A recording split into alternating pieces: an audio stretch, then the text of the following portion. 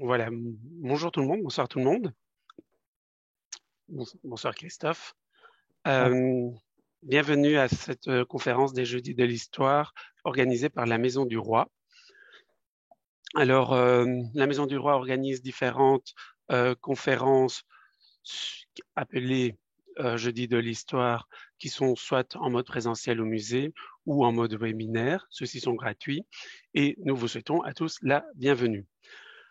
Alors, en mode webinaire, pour ceux qui nous regardent pour la première fois ou assistent à nos conférences pour la première fois, sur le bas de votre écran, vous allez avoir une icône Q et R qui vous permet de nous poser des questions pendant la conférence ou après lorsqu'il y aura les questions-réponses que nous retransmettrons à Christophe Mouselard, notre conférencier, à qui nous souhaitons la bienvenue. Bonsoir Christophe. Bonsoir Bruno. Alors, Christophe, pour ceux qui ne le connaissent pas, il est historien de l'art, il est guide conférencier, il est passionné d'histoire et d'insolites. Et parmi les choses insolites, il a fait l'inventaire des ascenseurs historiques bruxellois avec comme grade. Il nous fait des conférences aussi sur le tri postal, dans les choses assez insolites. Et aujourd'hui, il va partager ses connaissances avec nous sur les cités-jardins de Laken et Aaron, qui sont dans cette conférence aussi s'inscrit dans un contexte plus large, celui des 100 ans des cités-jardins à Bruxelles.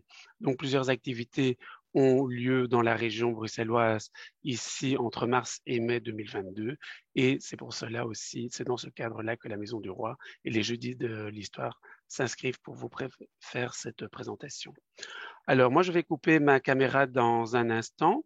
On va écouter Christophe en voyage dans ces cités-jardins de Laken et Aaron.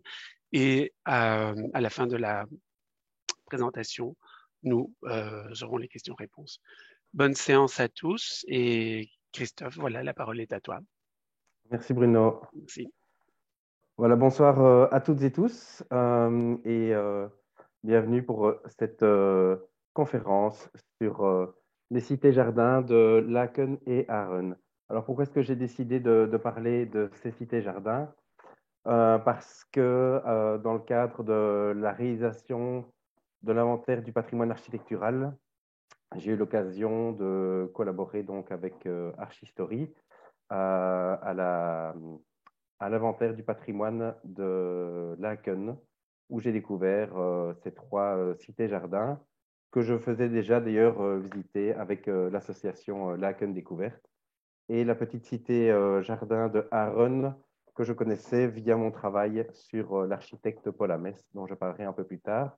Donc voilà, c'était des petites cités-jardins un peu moins connues que les grandes cités-jardins bruxelloises que vous connaissez probablement, comme le Logis Floréal ou la Roue, mais qui ne manquent pas moins de charme et qui sont tout à fait particulières et intéressantes par leur qualité architecturale et leur histoire que nous allons découvrir à l'instant. Alors, je vais commencer par un petit historique. Qu'est-ce qu'une cité-jardin? D'où est-ce que ça vient?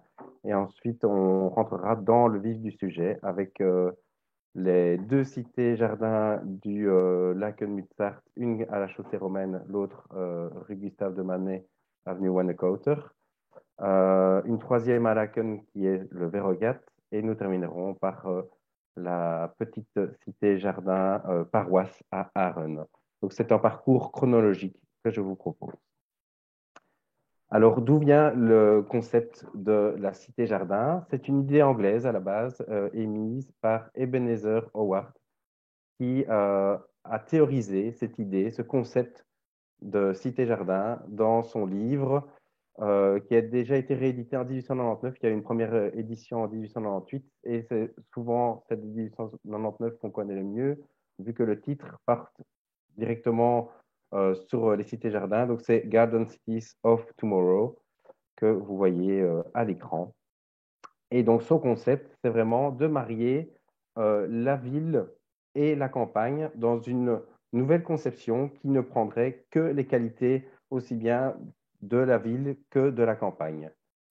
Et cette conception révolutionnaire, hein, nouvelle, qui se base évidemment sur d'autres types de cités qui existaient déjà, comme les cités ouvrières, et si on remonte plus loin dans le temps, sur les béguinages, par exemple. Donc, il ne part pas de rien, mais il va vraiment plus loin, donc vraiment dans l'idée de créer une nouvelle ville.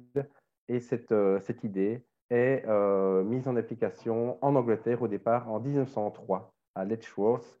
Et ensuite, ça va être développé ailleurs en Angleterre, notamment à Hampstead, pas très loin de Londres, mais aussi dans les pays scandinaves, dans les Pays-Bas et en Belgique. Donc c'est finalement un phénomène relativement limité dans le nord de l'Europe, sur base donc des théories d'Ebenezer Howard. Alors voilà ce qu'il dit. Ville et campagne doivent être mariées. De cette union joyeuse découlera un nouvel espoir, une nouvelle vie, une nouvelle civilisation. Donc son idée, c'est vraiment bien de faire une cité-jardin indépendante de la ville, mais également de la campagne, et qui soit autogérée, donc autogérée par ses habitants, construite sur un terrain public et qui constituerait une espèce de ville de banlieue beaucoup moins dense qu'une ville comme Londres ou Southampton ou ces villes industrielles anglaises, dans un cadre verdoyant et avec un aménagement paysager. Vous voyez ici, hein, donc, avec le centre de la cité-jardin qui est le parc public et toutes des avenues vraiment dans un schéma circulaire avec des grandes avenues, des avenues plus petites et entourées d'un chemin de fer qui relierait donc ces cités aux autres villes un peu plus loin. Alors ce système donc va avoir un assez bon succès, mais en Belgique, on ne va pas vraiment construire de cités-jardins telles que l'avait théorisé Ebenezer Howard. Ça va être plus des faubourgs jardins, des quartiers jardins, et parce qu'on n'a pas créé en fait de ville ex nihilo en Belgique depuis la création de Charleroi en 1666. Donc, sauf à une exception près, c'est la ville de Louvain-la-Neuve. Donc, on pourrait presque dire, en tirant un peu le trait, que Louvain-la-Neuve serait un peu la seule cité-jardin qu'on a construite. Alors, évidemment, c'est plus tard, on est bien après la Deuxième Guerre mondiale, donc on n'est plus dans cette même configuration, mais Louvain-la-Neuve reprend quand même pas mal d'idées des cités-jardins. Et on va voir ici ce qu'on appelle les cités-jardins à Bruxelles, qu'elles sont donc assez différentes. Alors, voilà une carte où vous voyez toutes les cités-jardins qu'il y avait qu'il y a eu autour de Bruxelles.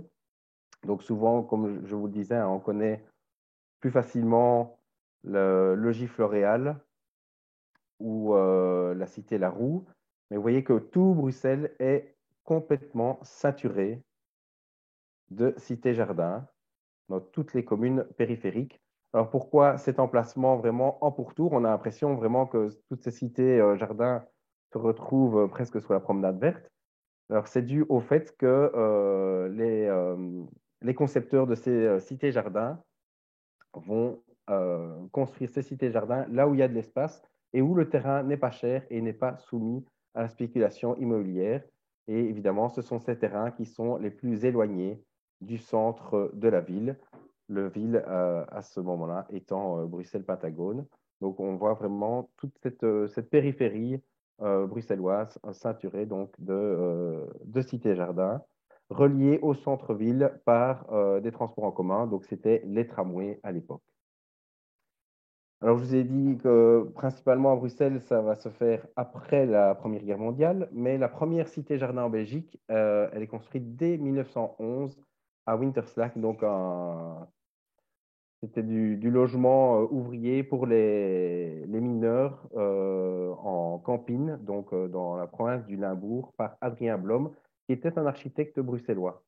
Et ça, c'est aussi important à savoir, c'est que c'est tous ces architectes bruxellois, pendant la Première Guerre mondiale, ils vont être pour la plupart à l'étranger, et c'est là qu'ils vont être euh, attrapés par ce virus de la Cité-Jardin, notamment donc, les architectes qui étaient à Londres, mais également ceux qui étaient à Paris ou à La Haye ou à Amsterdam, où ces concepts de cité-jardin vont se répandre parce que, évidemment, tout ça continue ces théories continuent à se développer. Et évidemment, après la Première Guerre mondiale, il y a un manque criant de logements à tout point de vue.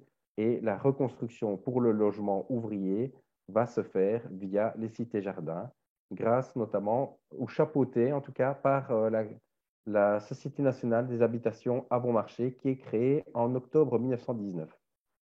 Société nationale des habitations à bon marché, qui va vraiment chapeauter, encadrer les sociétés coopératives qui vont créer ces cités-jardins qui sont vraiment plébiscités donc, comme modèle de reconstruction pour l'habitat ouvrier. Donc, du logement social, mais c'est prévu vraiment pour les ouvriers, pour les gens qui travaillent et qui ont un revenu.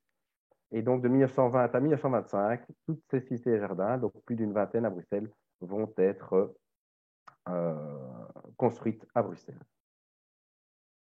Alors, on va rentrer donc dans le vif du sujet à Laken-Muzart, la cité-jardin de la chaussée romaine. Alors, je vous ai mis deux photos de Bruxelles. Donc, c'est ce site internet qui vous permet de comparer un plan à deux époques différentes. Site très, très intéressant pour les historiens de l'art et de l'architecture et de l'urbanisme. À gauche, vous voyez la situation en 1930 ou 35, je pense. Et à droite, vous voyez la situation telle qu'elle se présente en 2020. Donc, vous voyez que l'urbanisation a évidemment bien vite rattrapé Laken et que cette petite cité-jardin, donc c'est presque un clos jardin de la chaussée romaine, était dans la campagne, hein, on voit encore pas mal de champs, mais était déjà entouré de quelques habitations. Donc il y a vraiment un noyau villageois qui existe déjà à ce moment-là.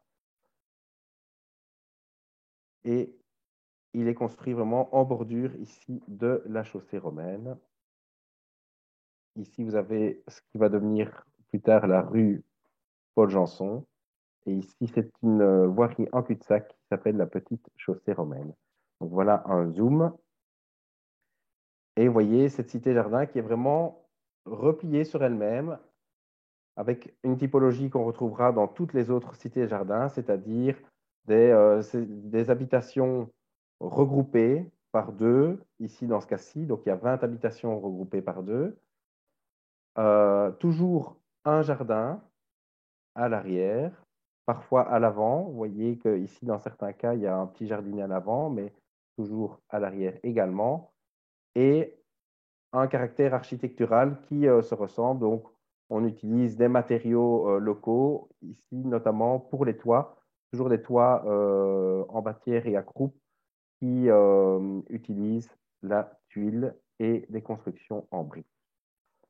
Alors, cette construction, elle est décidée en 1920 et elle sort de terre donc en 1921. Vous voyez ici une photo donc, de la construction de cette cité-jardin dans un magazine édité par la société, justement, par la Société nationale des habitations à bon marché, qui s'appelle l'Habitation à bon marché, et qui donc présente ces différentes réalisations de cité-jardin, qui, dans ce cas-ci, est construite par trois architectes différents. Alors, Jean-Baptiste de Wynne, lui, il propose deux plans différents d'habitation.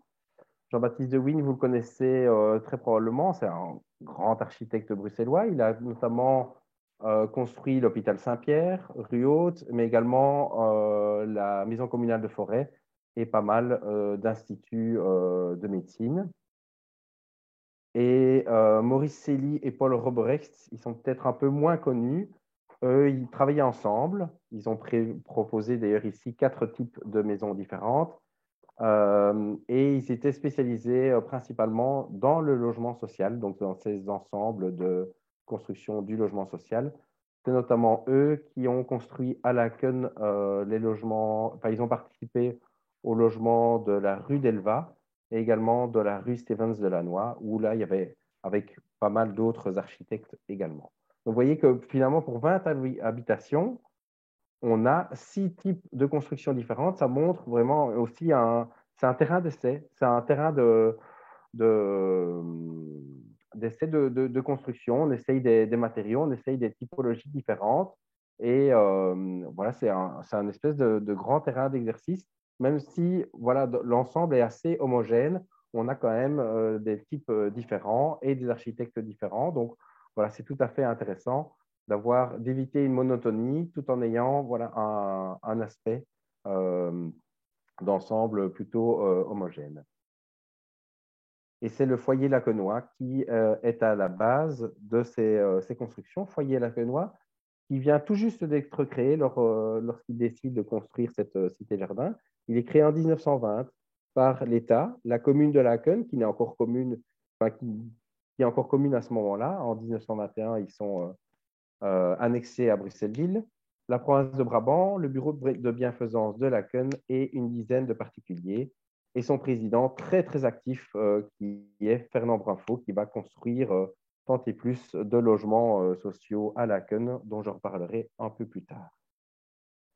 Alors, vous voyez ici un premier type d'habitation, chaussée romaine. Donc ici, on est dans les habitations de Jean-Baptiste de Wynne et vous voyez ces façades jumelles, donc vraiment en miroir avec l'axe de symétrie qui est clairement indiqué ici au milieu. C'est lucarnes qu'on appelle des lucarnes rampantes qu'on va retrouver dans la plupart des cités-jardins. Ce toit fort marqué en tuiles à croupe, donc ça veut dire qu'il n'a pas juste 2 versants mais 4 versants et des entrées particulières sur les côtés précédées d'une haie et évidemment toujours dans un environnement très vert. Alors, ces habitations ont été restaurées au fur et à mesure du temps. Et ici, vous apercevez la construction qui est à l'angle de la chaussée romaine de la rue Paul-Janson, qui est la plus imposante, qui comprend 2 habitations, ce qui donne évidemment l'aspect d'une grosse villa bourgeoise, alors que c'est 2 logements ouvriers. Et lors de la rénovation, avec les normes qui ont évolué, évidemment, on fait des chambres plus grandes. Donc, l'intérieur a été complètement transformé. Et donc, à l'étage, il y a 2 chambres. Et pour avoir une 3e chambre, une annexe a été construite ici en 2021. Donc, tout ce patrimoine, évidemment, est toujours utilisé, est vivant, est occupé par des gens, toujours à l'heure actuelle, et constamment remis à neuf parce qu'évidemment, après 100 ans, il était plus que temps de faire une rénovation digne de ce nom. Alors voilà un exemple d'habitation de Robrecht et Célie. Ici, on a un plan en T et l'autre type d'habitation, on a un plan rectangulaire. Donc, vous voyez, même eux s'amusent à changer à chaque fois le type de leur maison pour donner un aspect légèrement différent aux différentes constructions qu'ils réalisent sur cette petite cité-jardin. Alors, nous passons déjà à notre deuxième cité-jardin, la cité-jardin de Manet-Wanekouter, que vous voyez ici en vert. À gauche, 1935, à droite, 2020. Et je vous ai mis en rouge la cité-jardin précédente dont on vient de parler, qui était la cité-jardin de la chaussée romaine. Donc, vous voyez, on est vraiment à un jet de pierre de l'autre cité-jardin. Et cette petite cité-jardin de Manet-Wanekouter va avoir un plan encore plus intéressant. Elle s'étend de part et d'autre de cette rue-ci, qui est la rue Gustave de Manet. Ici, vous êtes rue de Wanne, juste en face de ce qui est actuellement l'Institut Paul-Henri Spaak et l'école primaire Reine Astrid. Et donc, vous avez 2 clos, ici un clos, un deuxième clos, avec ces habitations regroupées par 2, 3, 4 ou 5 à front de rue ou autour de ces clos, qui donne vraiment un caractère tout à fait intimiste et très agréable à cette cité-jardin. Donc voilà, ici on est à l'intérieur du clos oriental, donc dont l'ouverture donne sur la rue de Wande. Et vous voyez justement l'Institut Paul-Henri Spaak juste derrière. Donc voilà un cadre de vie tout à fait vert. Vous êtes vraiment en dehors de la circulation dans votre cité-jardin avec ces pignons hein, qui sont traités en avant-corps, qui se détachent et qui donnent une certaine monumentalité à ces habitations. Également, l'axe de symétrie qu'on retrouve, la construction en briques peintes de deux couleurs différentes et ces grands toits en tuiles. Donc, on retrouve le même genre de matériaux, le même genre de typologie, le même genre d'aspect extérieur. Cette cité-jardin a été construite en 1922, donc 2 ans après celle de la chaussée romaine, par Paul Robrex. Cette fois-ci, il est seul aux commandes, il n'est pas avec Maurice Célie. Et donc, au total, il y a 43 habitations qui sont regroupées par 2, 3, 4 ou 5. Et tout ça est construit par le foyer Lacquenois. Je vous mets 43 sur 43 parce que le foyer Lacquenois existe toujours. C'est devenu une société immobilière de service public. Et dans la plupart des cités-jardins, des maisons ont dû être vendues. Mais ici, je mets 43 sur 43. Donc, c'est toujours 43. Les 43 habitations sont toujours propriété du foyer Lacquenois, comme la chaussée romaine. Et on va voir que ce n'est pas le cas nécessairement pour toutes les cités-jardins. Alors, chacun des bâtiments porte des noms de fleurs, œillet, capucine, glycine, jacinthe, myosotis, rose, mimosa, qui permet aussi aux gens de s'approprier leur bâtiment en disant, ben voilà, moi j'habite dans le bâtiment des Capucines, c'est quand même assez sympa plutôt que de dire j'habite au 66 de la rue Gustave de Manet. Alors on accède par ces clos via une arcade ou un porche dans l'autre cas. Et ici, on remarque, il faut le voir, hein, à gauche de l'arcade, vous voyez l'étoile, c'est l'étoile à 5 branches de l'Expo 58. Et ici, il y a un petit interrupteur. En fait, c'est une œuvre d'art qui a été placée en 2012, qui s'appelle Requiem pour une étoile, et qui est une œuvre d'art de Cécile Pitois, qui a réalisé cette œuvre d'art dans le cadre du 101%. Le 101%, c'est quoi? Le 101e pourcent, en fait, c'est 1% du budget de rénovation est consacré à des œuvres d'art. C'est comme ça qu'à Laken, notamment rue d'Elba, vous avez le musée du réverbère qui a été réalisé avec le 101e pourcent. Et ici, lors de la rénovation de cette cité-jardin, 3 œuvres d'art vont être placées par Cécile Pitois. Cette œuvre d'art-ci, donc Requiem pour une étoile, elle propose aux passants ou aux habitants de préparer un rêve, un souhait, un vœu à une autre personne. Et lorsqu'elle a fait son vœu, elle appuie sur la petite télécommande, sur le bouton ici, et la lumière va clignoter. Preuve que voilà, votre vœu, votre souhait va être envoyé. Voilà une vue. Ici, on est avenue Wannecoter. Vous avez la rue Gustave de Manet qui est ici sur la droite.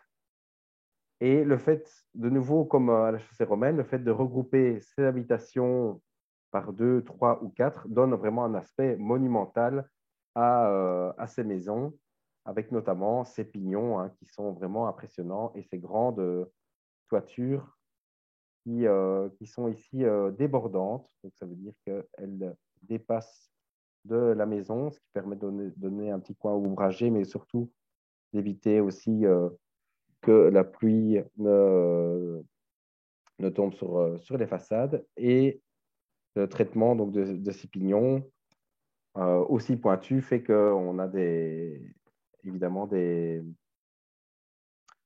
toitures beaucoup plus pointues, accentuées et visibles. Alors, une autre œuvre d'art de Cécile Pitois, c'est le terrain de pétanque, qui est un lieu de convivialité du quartier qu'elle va complètement réaménager sur une base en caoutchouc qui était rouge au départ. Donc, vous voyez qu'elle a un petit peu changé de couleur. Et elle a placé juste alentour du terrain de pétanque, des grosses boules qui rappellent évidemment les boules de l'atomium, vu que cette œuvre s'appelle Les Petites Sœurs de l'atomium. Et ces boules sont parcourues de lignes et de points qui rappellent évidemment la forme première de l'atomium, qui était donc ces sphères faites de triangles où vous aviez, enfin, ce qui a été refait d'ailleurs, hein, ces lumières qui tournaient autour de ces boules. Donc, c'est vraiment un clin d'œil à l'atomium qui est juste ici à côté. Alors, une vue ici de la rue de Wand avec l'entrée du porche. Donc, c'était les mimosas. On va rentrer tout à l'heure par ce porche pour voir l'intérieur. Ici, vous voyez que le traitement est légèrement différent de l'avenue Wannecoter ou de la rue Gustave de Manet. Donc, on a le rez-de-chaussée qui est en briques et l'étage qui est cimenté et qui a été depuis lors repeint en jaune. Et de nouveau, hein, c'est lucarne pignon assez impressionnante et ces toitures en bâtière à croupe qui sont également monumentales. Et nous voilà donc à l'entrée du bloc Les Mimosas avec une nouvelle œuvre qui s'appelle de Cécile Pitois, donc le refuge des rêves, qui est également donc de 2012. Et ici, l'idée, c'est de faire un vœu qu'on va confier à une de ces petites étoiles qu'on retrouve ici à l'intérieur de ce passage. Étoiles qui sont phosphorescentes et qui rappellent de nouveau l'étoile de Lucien de Rouc, hein, de l'Expo 58. Et c'est aussi un rappel, un clin d'œil à la technique du graphique qu'on avait dans l'architecture bourgeoise de cette époque-là, sauf qu'ici, c'est dans une version évidemment tout à fait contemporaine. Alors, ces œuvres d'art sont accompagnées de plaques émaillées qui expliquent une petite histoire. Donc, ici, je vais vous lire le texte qu'elle a fait. Donc, ça s'appelle Le refuge des rêves. Donc, c'est aussi bien donc, cette partie-ci, le plafond étoilé, que la plaque émaillée qui est fixée sur le mur de briques que vous apercevez ici. Et donc, voilà ce qu'elle a créé. Le refuge des rêves. Il y a fort longtemps, les enfants d'ici jouaient librement dans les champs et marais. Ils aimaient se donner rendez-vous là-haut, sur la colline du champ des Trois Pommiers. De là, ils pouvaient voir à plusieurs lieues à la ronde. Parfois, le soir venu, les parents les rejoignaient pour regarder le spectacle des lumières de Bruxelles et des étoiles dans le ciel. Peu à peu, la ville s'étendit jusqu'ici et les nouvelles habitations en briques, entourées de jardins, ont été nommées par la suite les petites maisons. Une année pas comme les autres vit la construction non loin de là d'une exposition universelle. Un immense bâtiment drôle et étonnant y séjourne toujours, l'Atomium. Près de ce monument, pour la fête, une multitude de lumières en forme d'étoiles scintillaient. Tout le monde les adorait. Aurore, une enfant des petites maisons, gardait précieusement sous son lit la carte postale de ces magnifiques étoiles que son père lui avait offertes. Secrètement, elle grandit avec cette part de merveilleux qui, chaque soir, alimentait ses rêves les plus fous. Un jour, Aurore partit loin des petites maisons. Depuis ce jour, ici même, une étoile attend que vous lui confiez vos rêves d'enfant. Il est dit qu'elle les gardera précieusement parmi tous les autres. Voilà, j'aime bien cette installation artistique tout à fait poétique et je voulais vous partager donc ce poème. Vous en retrouverez d'autres également avec l'autre œuvre d'art euh, dans l'autre partie donc, qui s'appelait Requiem pour une étoile. Et donc, une fois passé le porche des Mimosas, on se retrouve également, comme de l'autre côté de la rue Gustave de Manet, dans un intérieur d'îlot tout à fait verdurisé et singularisé avec, de nouveau, hein, ces grands pignons. Ici, vous voyez également que l'architecte a joué avec les briques pour marquer encore plus le triangle que compose ce pignon avec les côtés qui reprennent en écho donc la forme du triangle du pignon. Voilà, on arrive à la troisième cité-jardin de Laken, le Verregat. Le Verregat, qui était en pleine campagne. Ici, vous avez une vue aérienne de 1930. Regardez, 1930, parce que le stade du centenaire, comme il s'appelait à l'époque, qui avait été construit pour le centième anniversaire de la Belgique, donc en 1930, est déjà créé, mais par contre, l'exposition universelle de 1935 n'est pas encore là. Donc, on est vraiment encore à la campagne.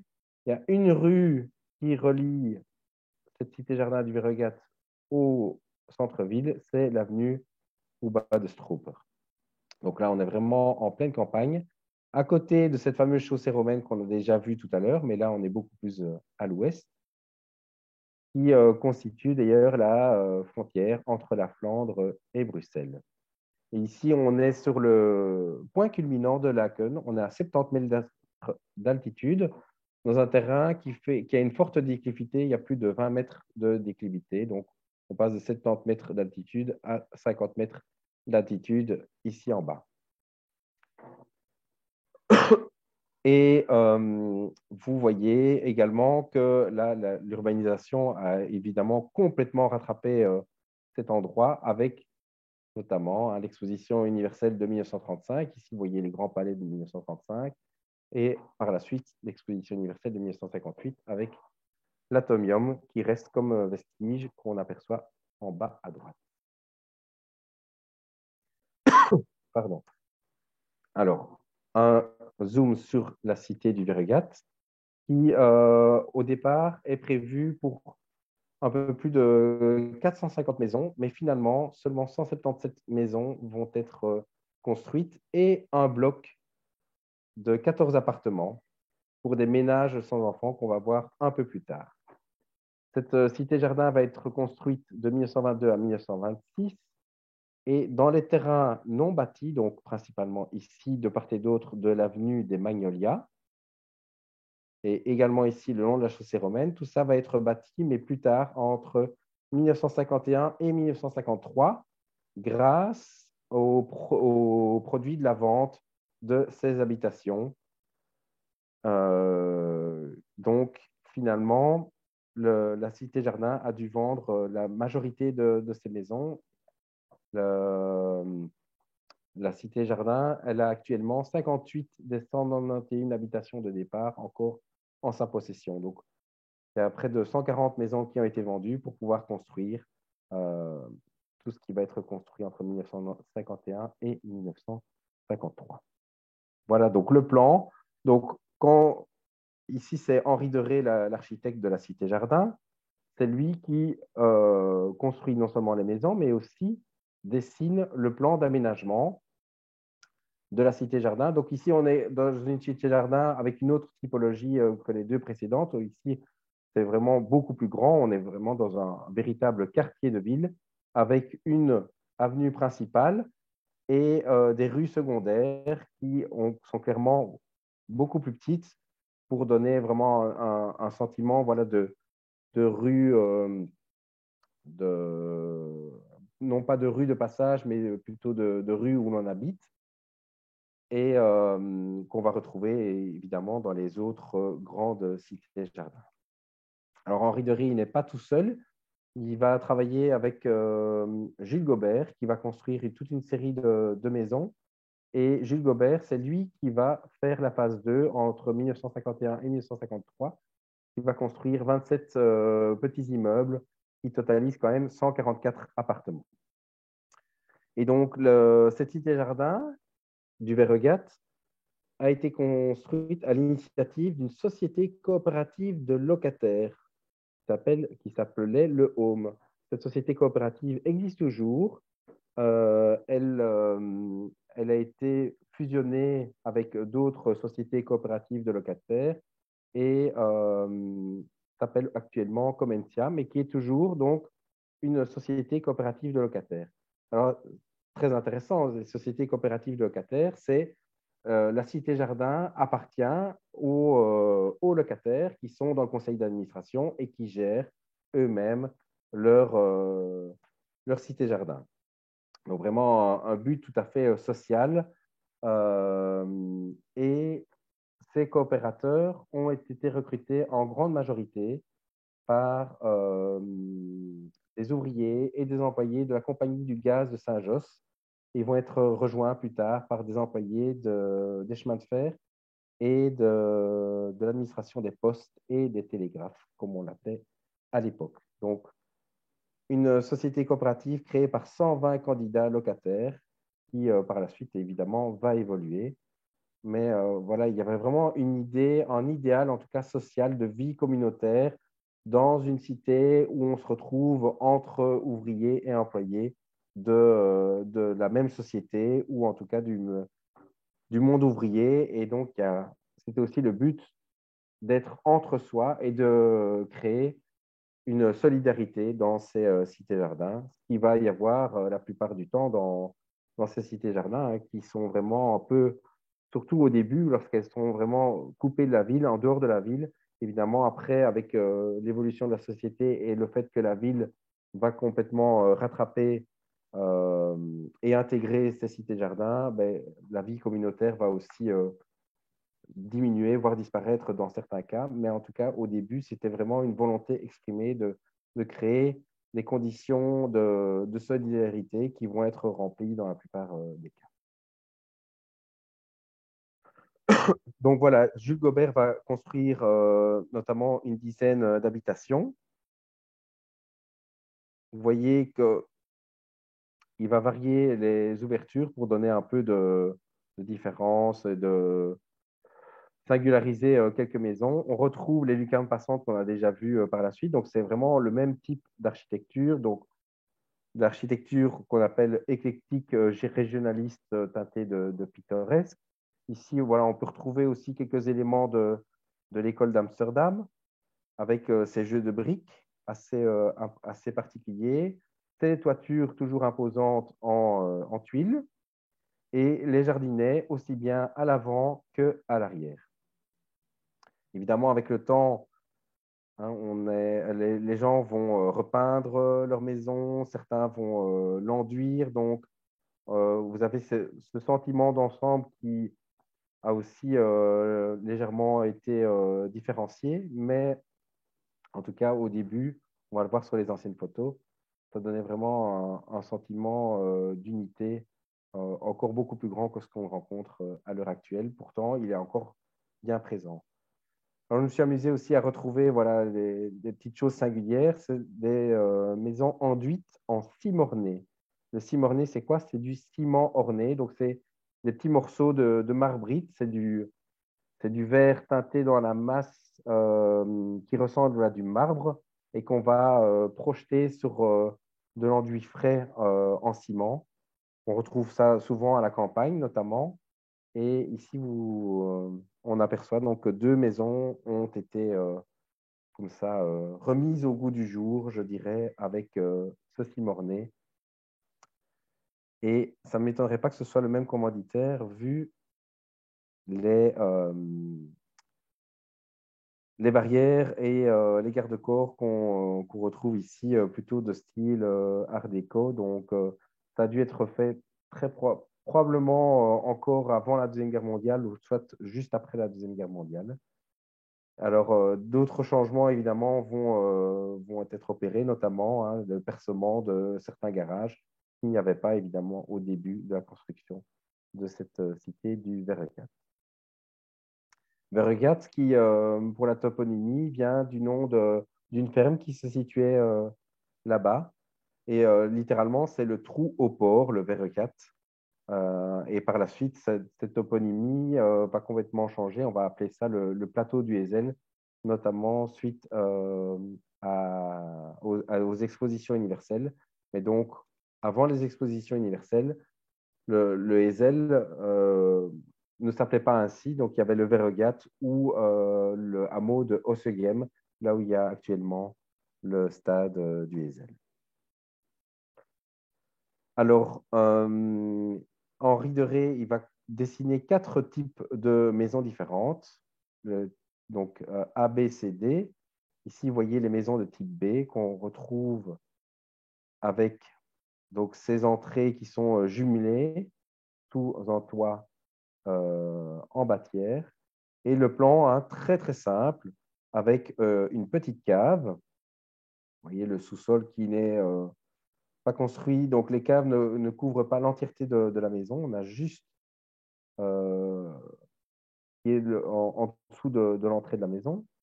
Ensuite, le rez-de-chaussée, vous avez 4 pièces. Vous avez le hall d'entrée, ici un petit studio, donc une petite chambre, la salle commune qui était en fait la salle à manger et la cuisine-laverie. Donc voilà, très très simple, en plan carré. Et aux étages, ici 3 chambres et encore un petit grenier. Alors ici, je me suis amusé à prendre une vue telle que la même vue qu'on avait prise à l'époque de la construction de la cité-jardin du Verregat. Donc c'est pris de la chaussée romaine. Donc vous voyez aussi que la chaussée romaine s'est aussi bien développée, hein. C'est devenu vraiment un gros axe de circulation, alors qu'à l'époque, voilà, c'était vraiment encore une petite chaussée qui permettait donc de se tenir sur la ligne de crête, hein. Les chaussées romaines, ça, c'est toujours sur la ligne de crête. Ça permettait d'éviter de traverser les cours d'eau et donc de construire des ponts. Et vous avez une vue comme ça de la rue du Romarin avec cette construction qui était l'immeuble appartement pour les 14 ménages sans enfants, qui donne aussi ce quartier, ce cachet un peu, voilà, un peu, on retrouve un peu l'idée de presque du béguinage avec ce petit clocheton ici et ces jeux de briques, hein, qui font un peu penser à l'école d'Amsterdam. La végétation aussi, entre-temps, a pas mal changé. Et donc, voici ce fameux immeuble à appartements pour les 14 ménages.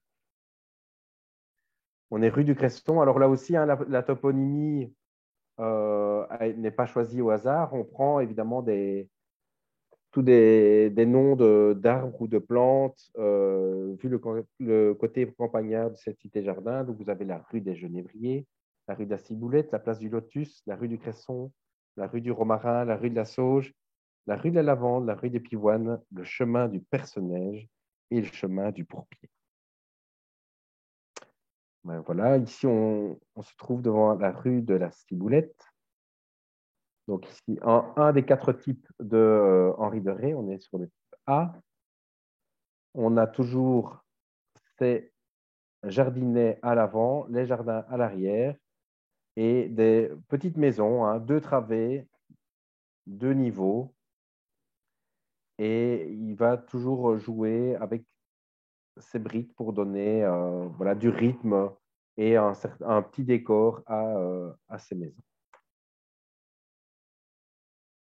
Ici, rue du Cresson, donc le 4e type, le type D, avec une entrée encore un peu différente, mais voilà, dans l'ensemble, tout se ressemble, donc ça reste tout à fait homogène. Et cette cité-jardin est vraiment une cité-jardin que je trouve vraiment agréable, avec son côté très nature qu'on retrouve fort, et ses rues en pente, hein, je vous ai dit, donc il y avait plus de 20 mètres de déclivité, et surtout un certain espace, on est sur quand même plus de 2 hectares, avec ces 191 maisons, donc voilà, c'est tout à fait aéré comme disposition.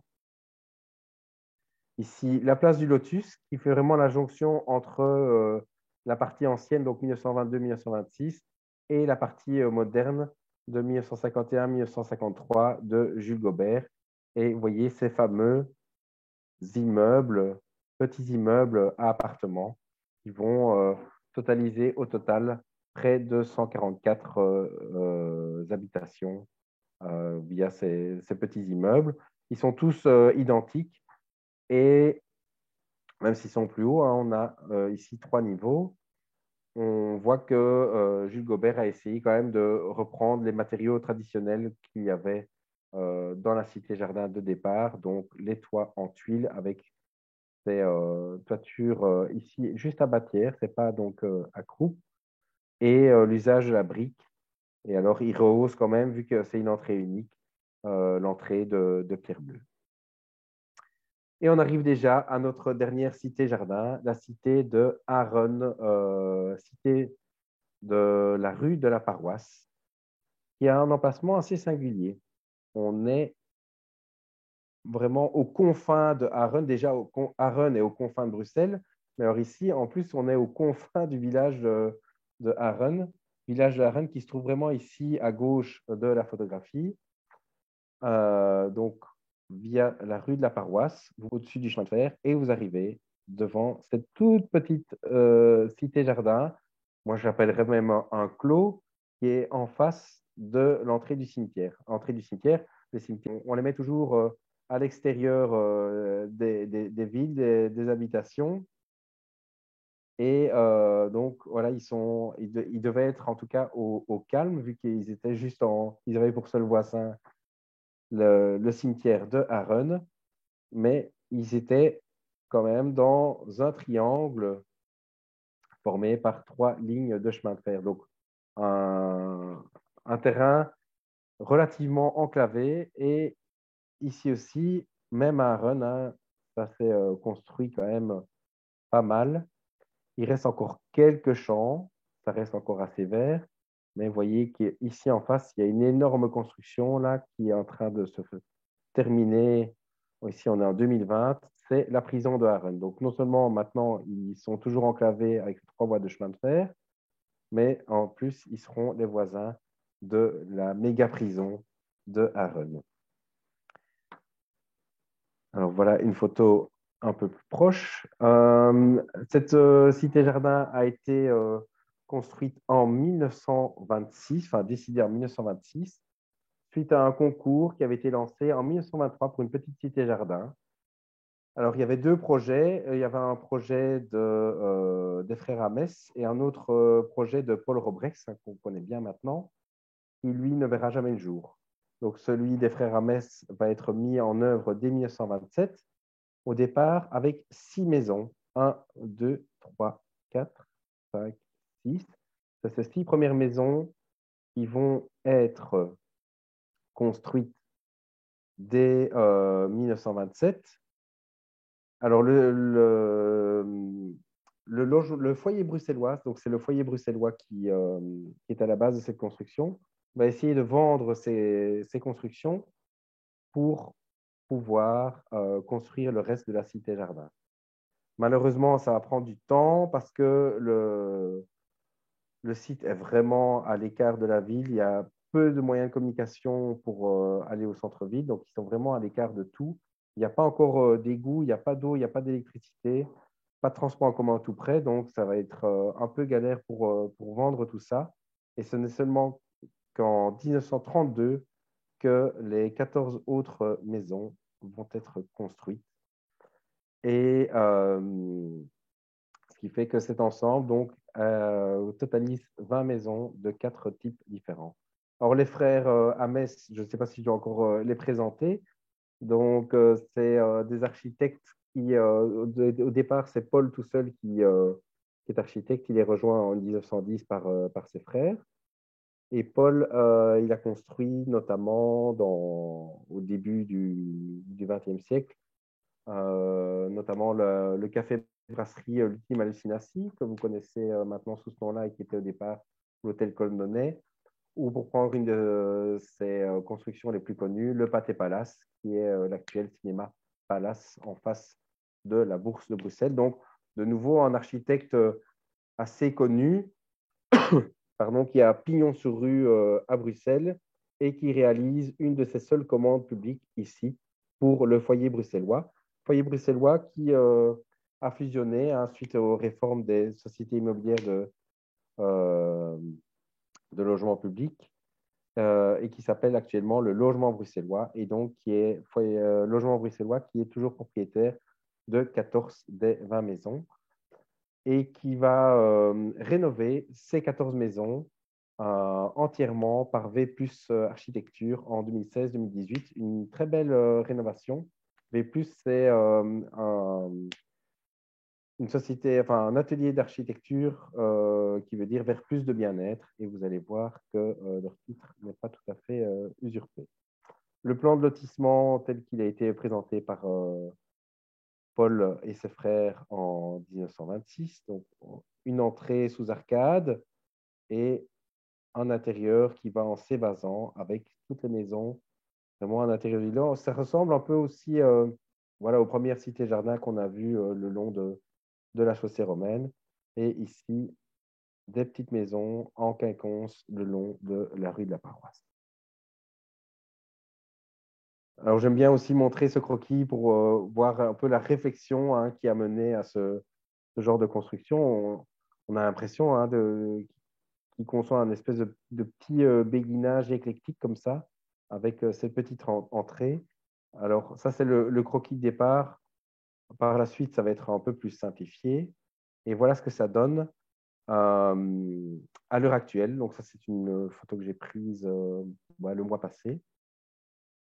Et les maisons qui ont été rénovées, vous les voyez distinctement. Alors, ce qui frappe évidemment avec cette rénovation, ben, c'est qu'on a retrouvé les châssis avec ces petites divisions en bois aux couleurs rouge, une maison sur deux et verte l'autre maison. Et ces pignons à chaque fois qui sont légèrement différents. Donc voilà, c'est vraiment une très belle petite cité-jardin pleine de charme. Et voilà ce que ça donne quand on rentre dans le clos, avec ici les habitations qui sont principalement en rouge, avec les châssis dans le fond et en vert sur les côtés. Alors le avant-après est assez saisissant. Donc voilà ce que ça donne, une rénovation lourde où avec le temps, tout avait été peint en blanc et les châssis avaient été complètement changés. Et le fait de retrouver des châssis avec ces petites divisions, ben, ça rend évidemment tout le cachet à ce genre de construction. Alors, cette rénovation se fait évidemment sur base des plans initiaux de Ames qu'on a retrouvés aux archives de la ville de Bruxelles. Et donc, voilà l'état avant restauration et ensuite après restauration. Et je ne vous ai pas encore montré d'intérieur de maison sociale. Donc, voici ce que ça donne après rénovation. Donc, c'est clair que voilà, tout a été refait à l'intérieur, mais ça donne du logement social de qualité euh, avec un maximum de couleurs et surtout ces magnifiques maisons qui sont mises ainsi à disposition du public et des occupants donc, de ces logements sociaux. Voilà, alors en conclusion, ces cités-jardins, ben, c'est vraiment un patrimoine immobilier unique fait par des architectes de qualité qui ont été choisis parmi les meilleurs architectes de Bruxelles.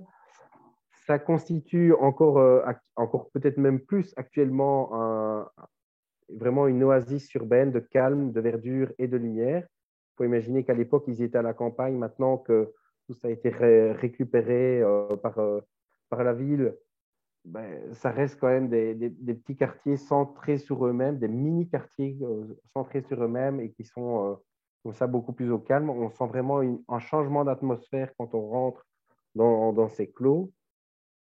Donc des qualités urbanistiques et architecturales très, très indéniables, hein, avec cette différenciation des voiries, ce soin apporté aux constructions qui ont pourtant été faites avec des moyens, mais vraiment tout à fait réduits.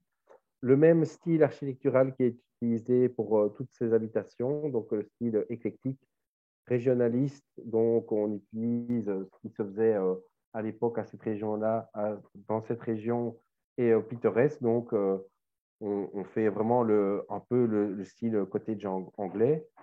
C'est aussi un moment clé dans l'histoire du logement social parce qu'avant ça, on a toujours préconisé le logement enfin, l'habitation individuelle ou alors le logement social dans des appartements, dans des blocs de maisons qu'on appelait des casernes. Et on va revenir vers ça après les cités sociales, donc les cités jardins, pardon. Donc les cités jardins, c'est vraiment un moment charnière où le logement social va pouvoir être comme des petites maisons bourgeoises dans des oasis de verdure et dans des maisons individualisées et qui va vraiment durer qu'un temps très limité, donc entre 1920 et 1925 pour la plupart des cités-jardins. Et on voit que le fait de regrouper ces petites maisons par deux ou par trois donne finalement un aspect de maison bourgeoise. Et je vous ai mis ici, lors de mes dernières vacances, j'ai vu cette petite maison, je l'ai photographiée en me disant, ben voilà, c'est un peu la maison de mes rêves. La villa Le Foyer qui a été construite par Albert et Alexis Dumont. Donc, on est dans le Dumont's Wake à La Panne. Et en préparant cette conférence, je me suis dit, mais enfin, cette maison que j'ai photographiée comme étant un peu la maison de mes rêves, elle ressemble finalement terriblement aux maisons sociales de ces cités-jardins, avec exactement le même style, les mêmes matériaux, les petits volets, les châssis à division en bois. Donc finalement, ça prouve que ces architectes qui ont fait du logement social dans les années 20 ont réussi vraiment à donner une impression et un aspect de qualité de maison bourgeoise qu'on pouvait trouver dans des quartiers tout à fait cossus et connus. Hein. Le Dumont's Wake à La Panne est un des quartiers les plus connus au niveau architectural à la côte. Alors, si vous voulez aller plus loin, une publication indispensable, c'est Un logement pour tous à Bruxelles de Thierry Demet. Donc, c'est vraiment une somme avec toute l'histoire du logement social. Donc, ici, les cités-jardins, c'est vraiment une infime partie de l'histoire du logement social.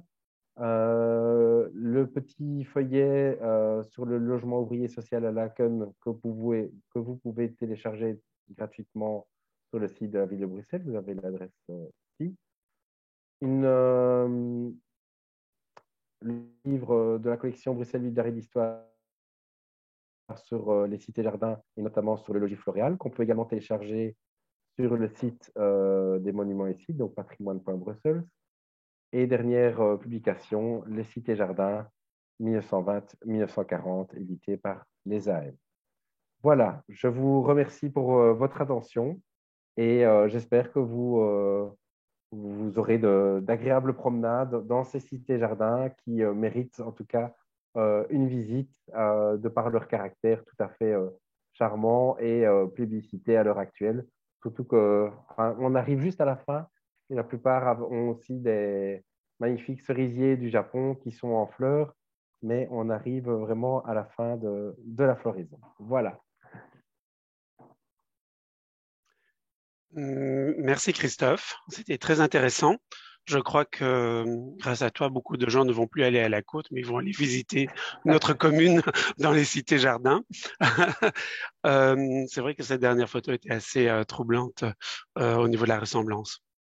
Alors, nous avons reçu pas mal de questions, certaines dans le même sens.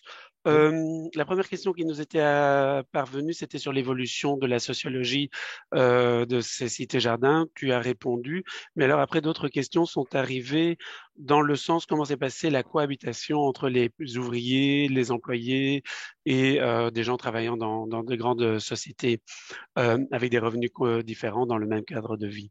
Hmm. Ça, c'est une très bonne question.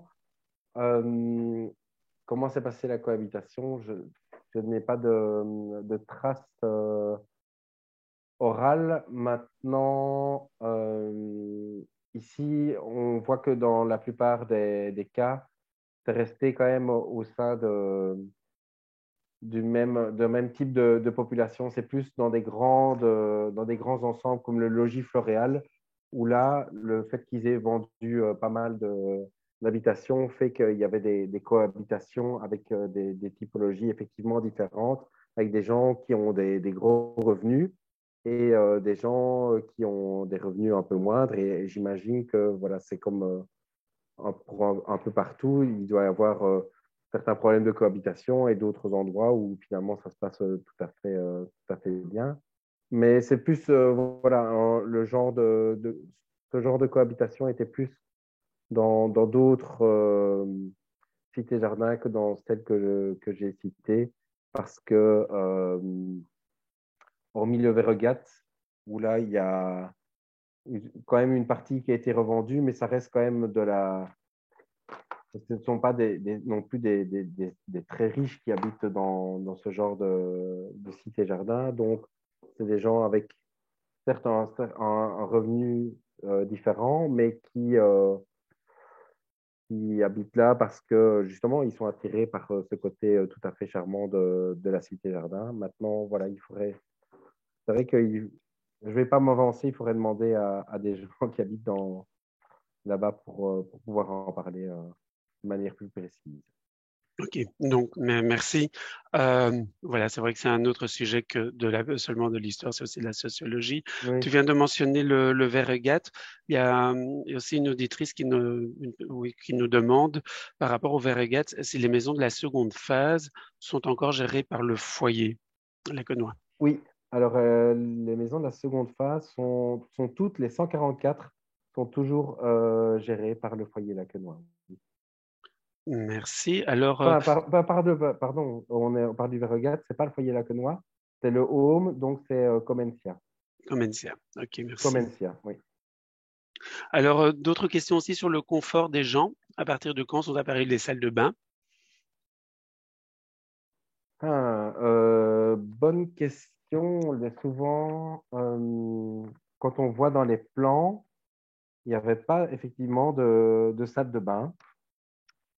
Donc, c'est souvent bien plus tard, lors des rénovations, soit dans les années 80, voire même au début des années 2000, qu'on crée une salle de bain à part entière. Mais souvent, voilà, les gens avaient construit voilà, de manière soit illégale, soit voilà, en Stoumelings, comme on dit à Bruxelles, une petite annexe et l'annexe de l'annexe qui était la salle de bain. Mais effectivement, au départ, il n'y avait pas de salle de bain. Pourquoi? Parce qu'on se lavait dans la cuisine, dans une bassine, dans un tub, comme on appelait comme ça à l'époque. Et c'était pas prévu, en tout cas, qu'il y ait de salle de bain à l'époque. Et les WC aussi, ça je ne l'ai pas dit, souvent étaient dans la cour. Donc, on accédait au WC par la cuisine, on sortait et on allait dans le petit jardin derrière, enfin dans le WC qui était dans la cour, accessible depuis la cuisine dans la plupart des sites et jardins dont j'ai parlé. Oui, c'est amusant parce qu'entre-temps, il y a visiblement quelqu'un qui doit connaître aussi ce genre de logement qui précise cela. C'est les Ah ben locataires voilà. eux-mêmes qui installaient leur salle de bain. Ben oui, oui. Voilà. Donc, à mon avis, si on a quelqu'un qui doit être résident, qui a résidé dans ces sites des jardins. Alors, je vais te poser trois questions d'un coup parce qu'elles sont à peu près dans la même thématique. C'est concernant la construction de ces cités-jardins.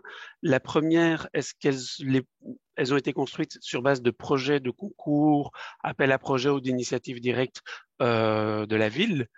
Et alors, en correspondance à cela, vont être posées les questions pourquoi justement elles se sont développées en même temps et si la crise de 1929 euh, est responsable oui, voilà, d'un gel de construction de Oui. ces cités-jardins. Donc, elles ont été construites, ça dépend, il y en a certaines qui ont été construites par concours. Dans ces cas-ci, à chaque fois, ça a été un choix de la société. Donc, le foyer Lacquenois, il a toujours, enfin, presque toujours travaillé avec De Win, Célie et Robrex. Hein, donc, j'ai signalé également pour la rue d'Elva et la rue Stevens de Lannoy. Donc là, c'est le foyer Lacquenois qui décide. Pour Wanekauter, c'est aussi le foyer Lacquenois qui décide, Paul Robrex.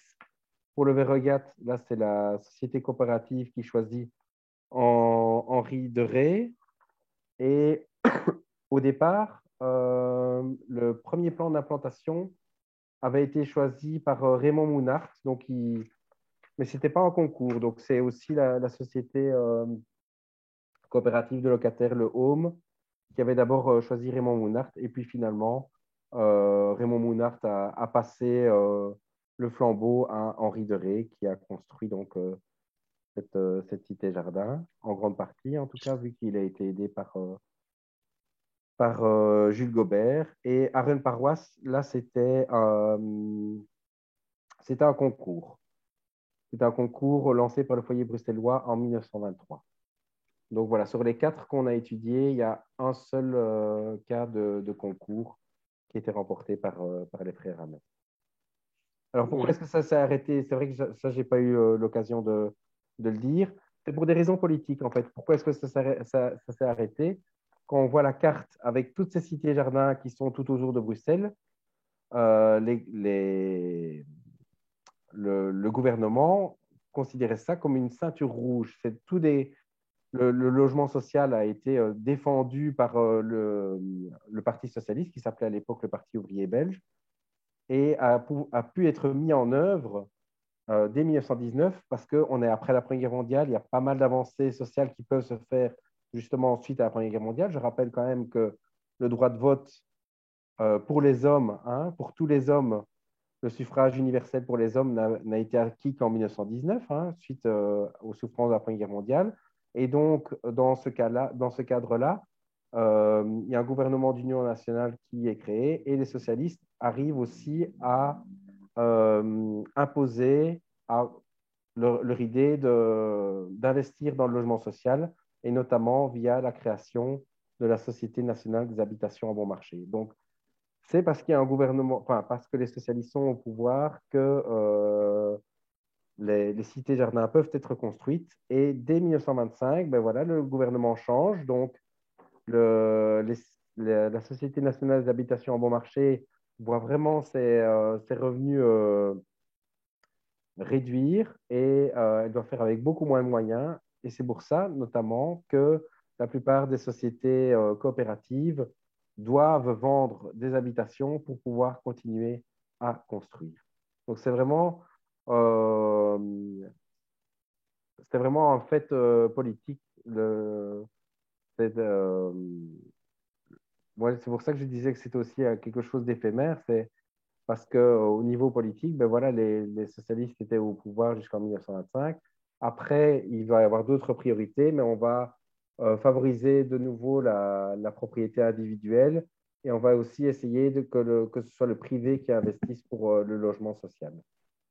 Et alors les architectes aussi, les architectes modernistes, ils vont plébisciter la cité-jardin dans un premier temps jusqu'en 1925 et après sur notamment l'influence des idées du Corbusier, ils vont complètement changer d'idée et pour eux, la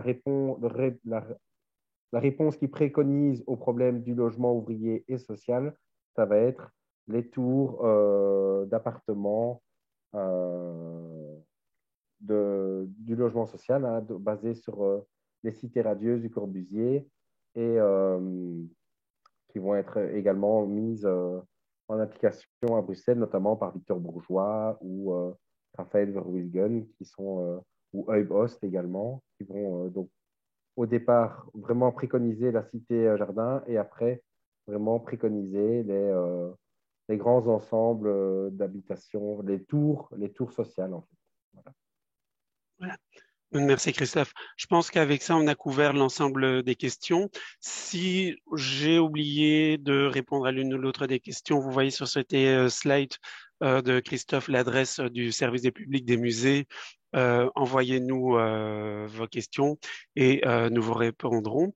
Alors, je disais tout à l'heure un peu en boutade que tu as donné envie aux gens d'aller visiter les cités-jardins et mon collègue Marc Boutsen, aussi au service culture et coordinateur de la politique culturelle locale, m'a transmis quelques dates de festivités dans les dans les cités-jardins.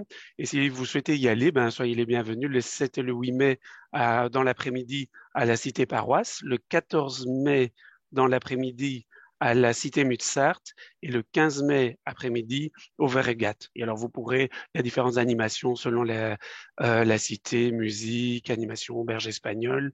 Vous pouvez aussi ben, voir de l'intérieur de ces enclos les festivités organisées dans le cadre du centième anniversaire de ces cités-jardins. Alors, en ce qui concerne les musées, je vais demander l'aide de Christophe pour passer au slide suivant. Voici nos prochaines activités organisées par les musées de la ville.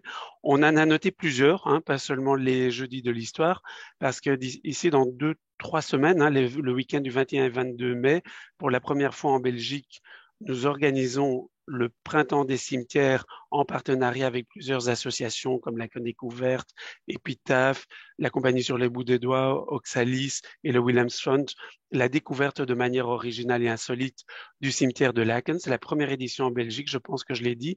Vous avez le programme qui est indiqué sur votre écran. Tout est gratuit, mais vous devez vous inscrire de manière à ce que nous soyons certains au niveau des quotas et que les visites et animations musicales, poétiques qui auront lieu ce week-end-là soient dans le confort de tous.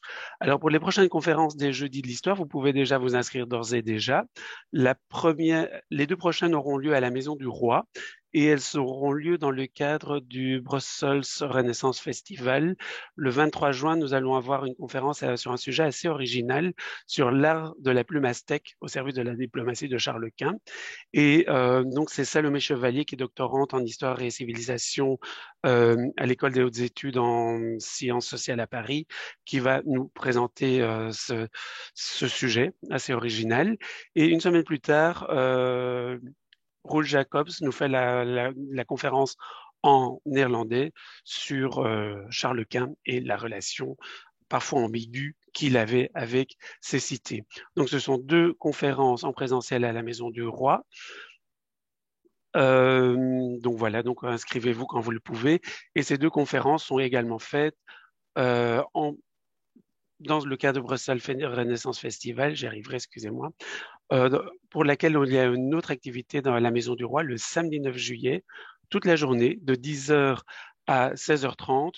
Vous avez des standing guides polyglottes, vous avez des animations pour les familles, vous avez la possibilité de visiter les œuvres principales du musée de l'époque Renaissance, aussi avec des conteurs qui vont vous raconter des légendes sur l'empereur. Et au 2e étage de la Maison du Roi, vous allez pouvoir écouter des musiques, un concert de musique Renaissance au son d'une harpe, un modèle unique au monde, qui est une reproduction d'une ancienne harpe. Et également, vous aurez la possibilité de vous entraîner à quelques pas de pavane. Donc là, c'est la seule activité qui n'est pas gratuite parmi celles qui sont sur ce tableau. Mais bon, voilà, si vous habitez sur le territoire de la ville de Bruxelles, que vous êtes étudiant, journaliste, membre d'ICOM, il y a plusieurs réductions et gratuités qui sont d'application. Je vous ai laissé le temps ainsi de prendre note de différentes dates et activités. Si vous avez des questions, toujours bienvenue pour nous envoyer un email au service des publics @brucity.be. Et maintenant, je voulais remercier tout le monde qui a participé à cette conférence. En premier, toi, Christophe, pour ce sujet original et captivant. On a beaucoup appris. Après mes collègues également, hein, les collègues de la Maison du Roi, mon collègue Rémi qui était aussi en backup pour répondre à vos questions. Et après à vous, hein, le public, pour être là, hein, sans qui voilà, ces conférences ne seraient pas une réussite. Et nous vous attendons voilà, ici en mai, en juin et en juillet pour d'autres conférences. Merci à tout le monde. Merci Christophe encore et bonne Merci soirée à aussi. tous. Bonne soirée.